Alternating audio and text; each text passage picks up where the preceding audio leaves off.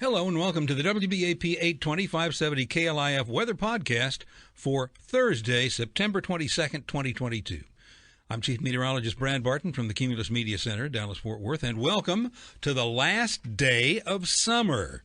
The summer of 2022 will end officially at 8:04 Central Time this evening. It is the autumnal equinox, where the sun is positioned directly over the equator, moving back into the southern hemisphere. And you know what that means around here? Absolutely nothing. In fact, counting today, we still have at least 4 pool days left in the season because we're going to see highs in the upper 90s well into the weekend. And as tired as we get of what seems like endless summer around here, we're a little sad to see. Well, not really. It would actually help if September had been a little more September-like. With just a few days to go now, you can see how hot it's been. Our normal high is supposed to be about 88, 89. We've been running close to 92 or more for highs most of this month, and a lot of us still waiting for those cooler mornings down in the 60s. And figuring the day-night average temperature of 81 degrees, that's nearly 3 degrees hotter than normal for this month. And that's why it seems summer would never end. Dry, too. DFW Airport recorded only 1/3 of an inch of rain. And despite the 10 to 15 inches of rain we got back on August 20th and 21st, that 33/100ths of an inch fell on the first and second days of September. We've had nothing since then. And our prospects for rain and our home landscaping don't really look very promising for the next week. Okay, here's our satellite loop this morning. Not much out there today as we're still under a strong late summer high-pressure system that's compressing the air, which heats the air and also keeps the storm tracks well north of Texas.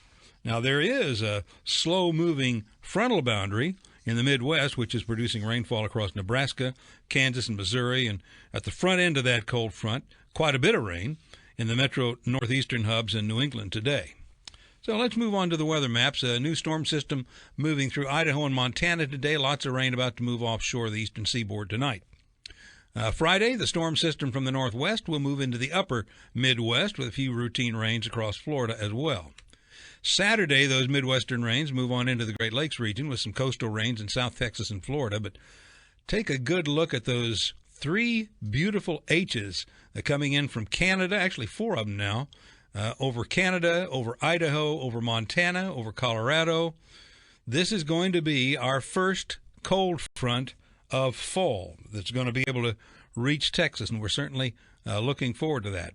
By Sunday, that complex of surface highs is forcing a cold front farther south, and by Sunday evening, the winds in Dallas-Fort Worth will be shifting to the north. And on Monday, a lot of us are going to wake up and realize the air conditioner isn't running for once because temperatures are dropping through the 70s into the 60s Monday morning, so it's going to be very nice to start off the week. By Tuesday, we're really getting used to highs in the 80s and 2 or 3 days in a row. But look at Florida, okay? This is midweek now, Tuesday, Wednesday, okay? Now, it's just as nice here on Wednesday, by the way, and Thursday. But again, look at Florida. Granted, we are still a week out, but we are likely looking at a strong hurricane, Hermine in American, or in the French, Hermine.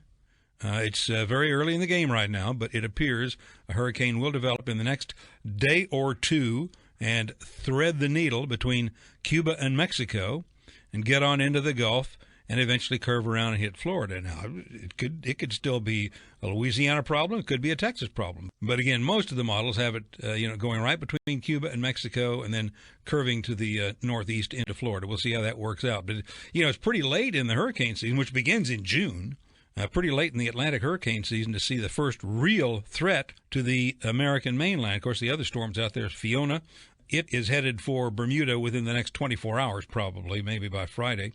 And then it could actually get into the Canadian Maritimes before it weakens enough. Could be a weather problem, Nova Scotia and the Canadian Maritime provinces as well. In the meantime, we are going to be hot and dry through the weekend. Highs in the upper 90s, 98 today. 97 tomorrow, overnight low 70, 74. Pretty dry air, so it does cool off a little bit at night. Saturday, 98. A little concerned about fire danger on Saturday with southwest winds 10 to 20 miles per hour. Sunday looks plenty hot with a high of 96 at midday. But again, winds will be shifting around to the north, and we'll have an early morning low Monday in the 60s, and we'll have a high only in the 80s Monday and a low of 65 Monday night into Tuesday. So hot and dry through the weekend with a welcome cooling trend early next week. Thanks again for joining us for the WBAP KLIF Weather Podcast for Thursday, September 22nd. We'll see you next week.